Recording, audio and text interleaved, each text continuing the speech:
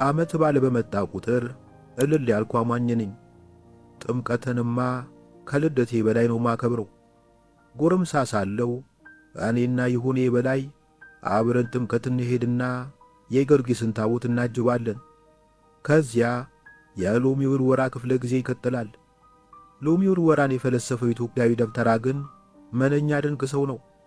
ለምሳሌ የስፔን ሕዝብ በዓል የሚያከብረው ቲማቲም በመወራወር ነው። አንድ ክፍለ ከተማ የሚመገብ ቲማቲም ሲወረውር ይውልና ሲመሽ ቀይ ወጥ ውስጥ ይዋኘ ይመስል ተጨመላልቆ ወደ ቤቱ ይገባል። እኔ ራሴ ባለፈው ዓመት ተሳትፌያለሁ። ቱሪስት ነው ብለው ሳይራሩልኝ ያልታጠበ የድግስ ድስት አስመስለው ለቀቁኝ። በዓልንስ አበሻ ያክብራት። በጉዝናዬ ወራት የጥምቀት ቀን ከይሁኔ በላይ ጋር ሰንተራ ሜዳ ላይ እንሰማራለን። እኔ ከተርንጎ ጋር የተዳቀለ ጠንካራ ሎሚ ታጠቄ ኮልጃጀቱን አማተራለሁ። ይሁኔ በላይ እንደኔ ሀብታም ልጅ ስላልነበረና ሎሚ አፎርድ ስለማያርግ እምቧይ ይወረውራል።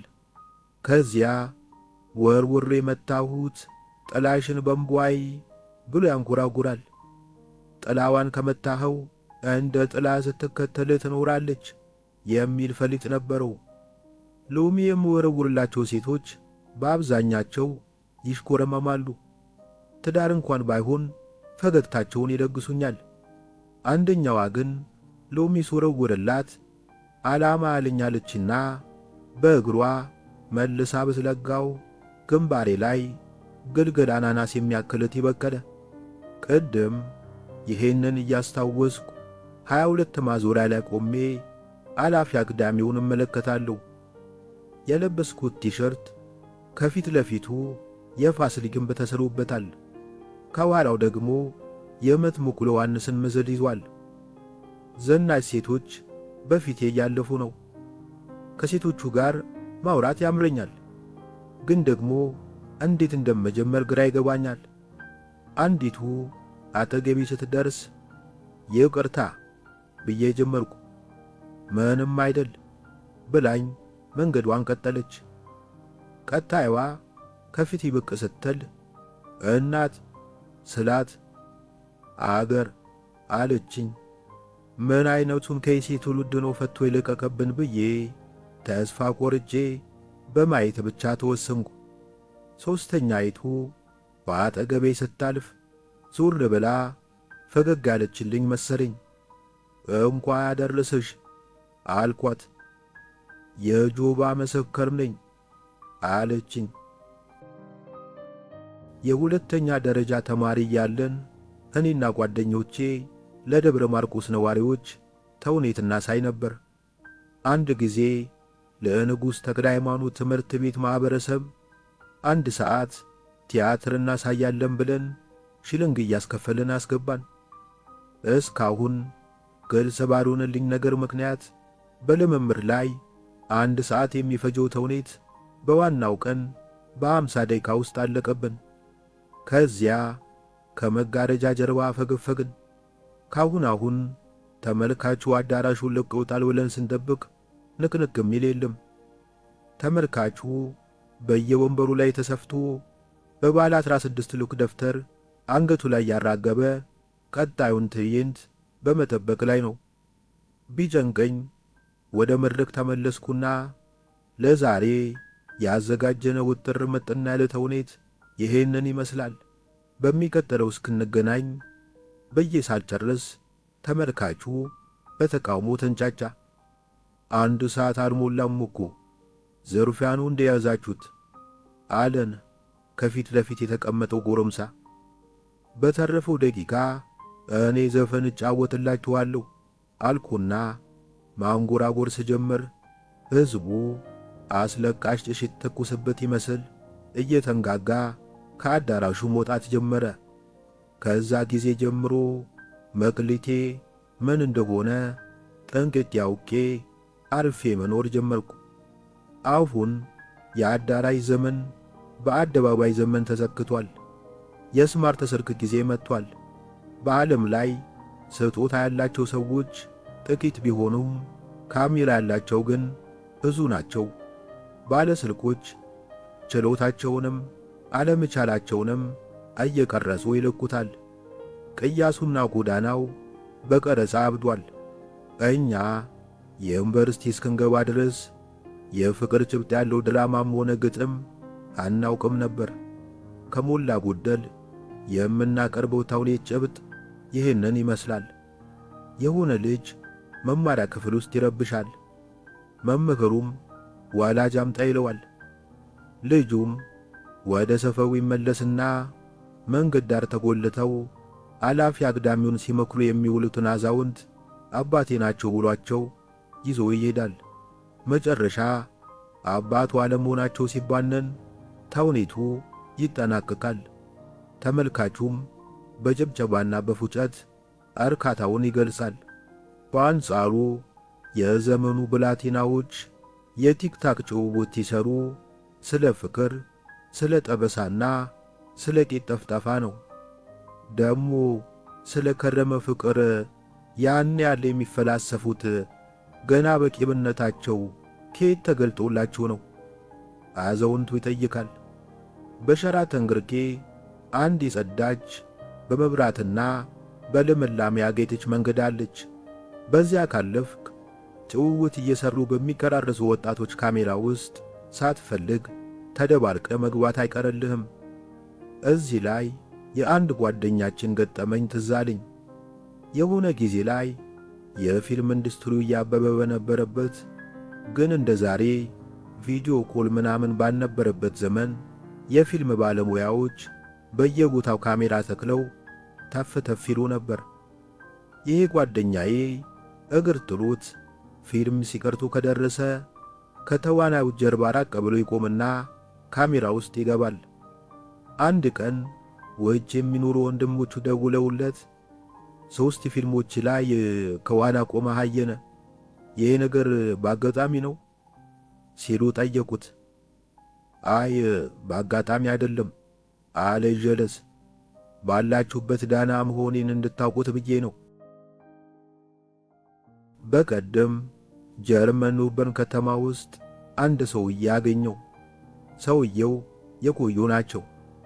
የበርሊን ግንብ ያፈረሰውን ዶዘር የነዱት እሳቸው ናቸው ይባላል።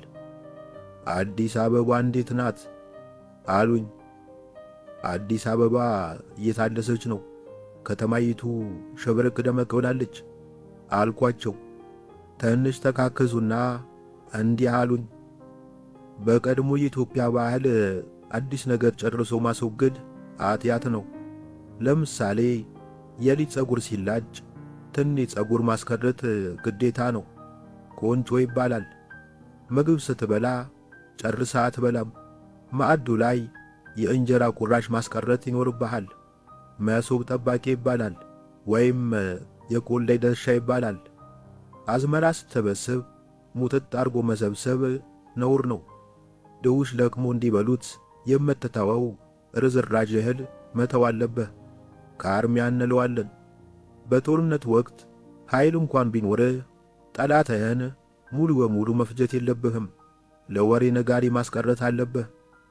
እንዲሁም ከተማ ሲታደስ ከነባሩ ውስጥ ለምልክት ለአንቲካ ያክል ማስቀረት ይገባል። ከተማ ሲታደስ ብቻ ሳይሆን ሲደበደብ እንኳን ተመርጦ ምህረት የሚደረግለት አለ። በሁለተኛው የዓለም ጦርነት የጀርመን ጠላቶች የሂትለር ተወዳጅ አገር የነበረችውን እችን ከተማ ሲያወድሙ ዋና ዋናዎቹን ሕንፃዎችንና ሐውልቶችን መርጠው አትርፈዋል። ምን እያልኩ እንደሆነ ገብቶሃል? አልገባኝም ብዬ ደረኩ። አዲስ አበባ አዲስ ከተማ መሆን የለባትም። ለመኖር የምትመች ከተማ ሆና ነው መታደስ ያለባት። እና እኔ የከተማው ከንቲባ አይደለሁ፣ ለምን ይህን ይነግሩኛል አልኳቸው። ደማቸው ሲፈላ ይታወቀኛል። ዞር ብለው ሊሄዱ ሲሉ መጽሐፌን ግዙኝ አልኳቸው። ዓይኔን ስለሚያመኝ ማንበብ አልችልም ሲሉ መለሱልኝ። ግድ የለዎትም ይግዙትና ልጆት ያነቧል።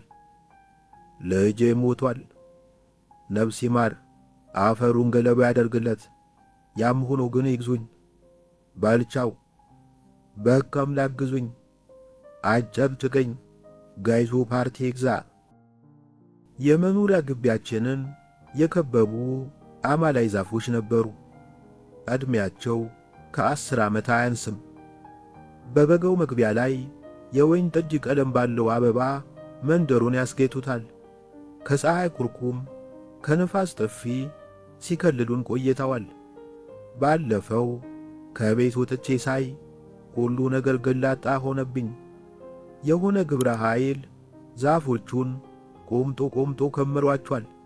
ድሮ ልጅ እያለው ዛፍ የሚቆረጠው በኮልማማ ምሳር ነበር።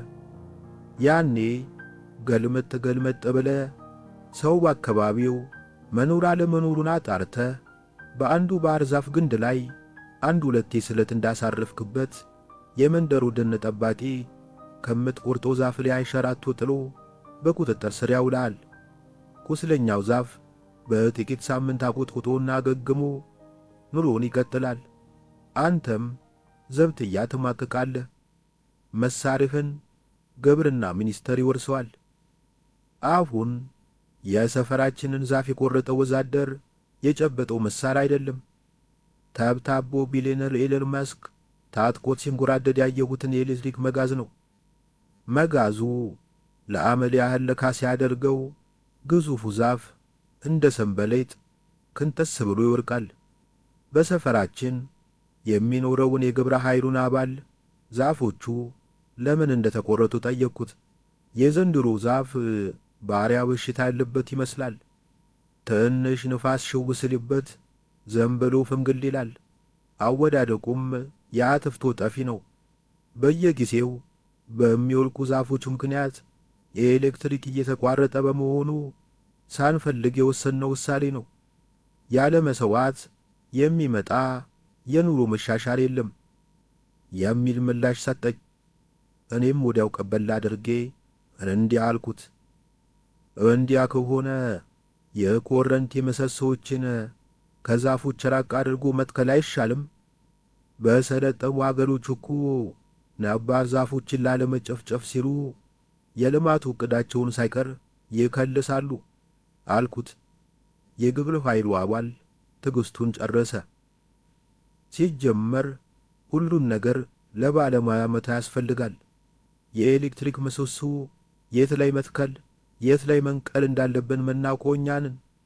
አንተ መብራት ጠፋ፣ ውሃ ተቋረጠ እያልክ በየመድረኩ ስታራዝን 60 ዓመት ሞላ። አሁን የመብራቱን ችግር ፊክስ ለማድረግ ስንሞክር ደግሞ የዝግባና የቀረሮውን ባጠባቂ የሆነ ብካርክ። አቦ ሲተርልቱ ደራሲ ሲያረጅ ደን ጠባቂ ይሆናል ይሉ ነበር ሲል ተንደቀደቀ። እሺ ሌላውን ተወውና 60 ዓመት እንደሞላኝ ያሰብኩ በምን ሂሳብ ነው አልኩት። ከ60 ዓመት በታች ያለ ሰው ኮረንቲ የሚል ቃል አይጠቀምም። ኮረንቲያም። ዛፎቹ በተቆረጡ በሦስተኛው ቀን የግብረ ኃይሉን አባል በድጋሚ አገኘሁት። በጣም ያሳዝናል። ያ ሁሉ ጽድ በከንቱ ነው የተሰዋው ማለት ነው። እንዴት አለኝ። ዛፎቹ ከተቆረጡም በኋላ መብራት መጥፋቱን አልተወም። ትላንትና ማታ በጨረቃ ብርሃን ነው ራቴን የበላሁት። ሰውየው ማጥ የሚተሳነውን አገቱን ካከከ በኋላ እንዲህ አለኝ። የጨረቃ ብርሃንም የደረሰው እኮ ዛፉን ግልል ስላረግንልህ ነው። በዚህ ዓለም ላይ እንደ ዘፋኝ የታደለ የለም።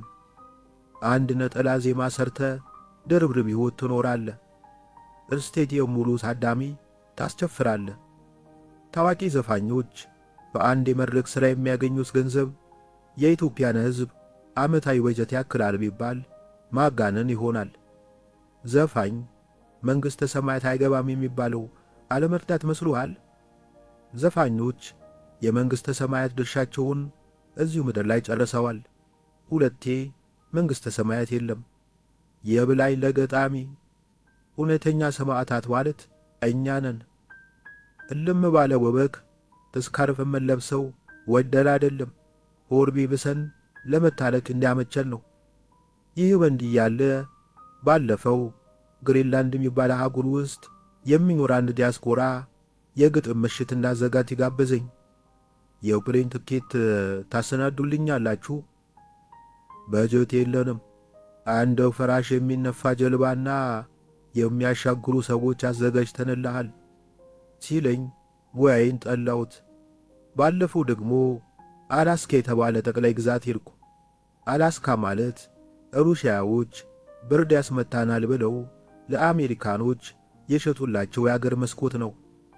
ከአውሮፕላን ስወርድ አንድ ብርቱ ዲያስፖራ ተቀበለኝ። አበባ ይዞ የሚጠብቁኝ ቆነጃጅቶች ጠብቄ ነበር አልኩት። ወገኛ ነው እባክህ፣ እዚህ ሀገር ዓመቱን ሙሉ ክረምት ነው። ከሀገራችን ከወጣን ወዲህ አበባ አይተን አናውቅም አለና የመጎትቶውን ሻንጣ ብድግ አርጎ አሸከመኝ። እሺ አበባውስ ሲቀር የቆነጃጅቱስ ነገር አልኩት። ሲጀመር ቆነጃጅት ከሆኑ ስንት ዕድል እያላቸው እዚህ የእግዜር ፍሪጅ የሆነ አገር ለምን ይመጣሉ? እኛም ካናዳ ለመግባት ስንሞክር ተቆርጠን ቀርተን ነው አለኝና መኪና ውስጥ ገፍትሮ አስገባኝ። በጥሩምባና በነጋሪት ተቀስቅሶ ለዝግጅቴ የመጣው ዲያስፖራ 12 አይሞላም። ፕሮሞተሩ ለዶደራንት መግዣ የሚበቃ ቀምድ ሰጠኝ። ዝግጅቴን ለመታደም ከመጡ ሰዎች ልጅ ሚካኤል ሲያትል ላይ ሲዘፍን ያጀቡት ፖሊሶች በቁጥር ይበልጣሉ። አብዛኞቹ አሳ ሲያጠምዱ፣ ለዶልፊን አክሮባት ሲያለማመዱ፣ ሻርክ ሲበልቱ ውለው ስለመጡ ከፍተኛ ድካም ይነበብባቸዋል። የገቡት አብዛኞቹን እያነበብኩ እንደ ሰነፍ ተማሪ ዴስካቸው ላይ ተኝተዋል። ከዝግጅቱ በኋላ አዘጋጁን ከአጠገቤ አጣሁት። በስንት ፍለጋ ከአዳራሹ ጀርባ ባለው ባር ውስጥ ጅን በበረዶ እየጠጣ ሲያለቅስ አገኘሁትና ለበረዶው ከፍቼ አጽናንቼ ዞር ስል በውጌ አለኝ። ዋዬ ከድም ከሰጠው ቀብድ ላይ ትንሽ ልታበድረኝ ትችላለህ? ኢትዮጵያ ውስጥ በቅጡ ያልተጨበጨበላቸው ጀግኖች ሹፌሮች ናቸው። በሆነው ባልሆነው እየተዋከበ በውሃ ቀጠነ እየተቀጣ አገልግሎት የሚሰጠውን የከተማ ሹፌርና ቆየው። በዚህ ዘመን የክፍለ አገር አኩራራች ሹፌርን የሚያክል ጀግና ያለ አይመስለኝም። ልጅ ሆነን በሬዲዮ ጠመዝማዛ መንገድ፣ ኮረብታ ሽክብ ቁልቁለት፣ በረሃ አቋራጭ ጋላቢ ዳገት የሚል ዘፈን እናዳመጥ ነበር። ይህ ዘፈን በተዘፈነበት ዘመን የሹፌሮች ዋናው ችግር የአገራችን መልክዓ ምድር ነበር። አልፎ አልፎ መንገድ ላይ አደብቶ የሚዘርፍ ሽፍታ ይኖራል። ግን የዚህ ዘመን አይነት መፈጠርን የሚያስጠላ የጎዳና ወንበድና ታይቶ የሚታወቅ አይመስለኝም። በዚህ አስቸጋሪ ሁኔታ ውስጥ የቤተሰባቸውን መሶብ እንጀራ ለማልበስ ከመኪና መሪ ጀርባ ለመቀመጥ የማይመነቱ ሹፌሮች ታሪክ ውለታቸውን ይክፈላቸው። ምስጋናዬ በደረቅ እንዳይሆን እችን የቆየች ሹፌር ቀመስ ገጠመኝ ላካፍል። ከዕለታት አንድ ቀን ሹፌሩና ረዳቱ ሲገሰግሱ ሽፍታ አስቆማቸው። ያላችሁን አካፍሉኝና ቀጥሉ የሚል ወፍራም ትእዛዝ አስተላለፈላቸው። ሹፌሩ ባሻ ደሞዛችንን ለመቀበል ሳምንት ይቀረናል፣ ለዛሬ አስተምረ ልቀቀን አለው። የዚያን ዘመን ሽፍታ የደም ጥማት አልነበረበትም። እሺ ቀልድ ንገሩኝና አለፉ አላቸው። ረዳቱ ወደ ሹፌሩ እየተኮመ እሱ ቀልድ የማይችል ለዛው ሙጥጥ ፍጡር ነው። እኔ በደህና ቀን ስቀልድ እንኳን ሰው የቆመ ሐውልት በሳቅ እጥላለሁ። አሁን ግን እንኳን ቀልድ የገዛ ስሜ ጠፍቶብኛል። ለዛሬ ማረንና በሚቀጥለው ክበበው ገዳን ጭነነው እንመጣለን ብሎ ተለማመጠው። ሽፍታው ይህንን ሰምቶ ጋቢናውን ክፍት አድርጎ ሲያይ የሆነ ቋጠሮ ተመለከተ። ፌስታው ውስጥ ያለው ምንድን ነው? ቃሪያ ነው ሽፍታው ቃሪያውም ሲቆጥረው 40 ፍሬ ሆነ። በሉ እኩል ተካፈሉና ብሉት አላቸው። ሽፍታው ሁለቱ ምርኮኞች 20 ቃሪያ ተካፍለው ሲበሉ እያየ ራሱ በፈጠረው ወረድፊም ከተዝናና በኋላ አሰናበታቸው። ሹፌሩና ረዳቱ ከንፈራቸው ተቃጥሎ ፊታቸው ያልተሟሸ ምጣድ መስሎ እምባ የተቀላቀለ ንፍጥ እያዘነቡ ሲገሰግሱ መንገድ ዳር ያለ አንድ ምግብ ቤት ደረሱ። እንደ ገቡ እማማ 2 እርጎና 1 ሽሮ ፍትፍት ብለው ጮኹ። የምግብ ቤቱ ባለቤት አስተናጋጅነትንም ደርበው ይሰራሉ። የታዘዙትን በፍጥነት አመጡላቸው። ሁለቱ ነርቶ አደሮች የሽሮ ፍትፍቱን አፈሳ አፈሳ አድርገው የነደደ ምላሳቸውን ትንሽ እንዳወረዱ ሴትየይቱ በሉ እንጂ ማባያ ቃሪያ ላምጣላችሁ እንዴ ከማለታቸው ሁለቱ ሹፌሮች መሶቡን ገልብጠው የበሩ ጠርዝ ሲግዳቸው ድረስ እየተለናበሩ ከወጡ በኋላ ከነኒሳ በሚቀናበት ፍጥነት መንገዱን ፈጁት።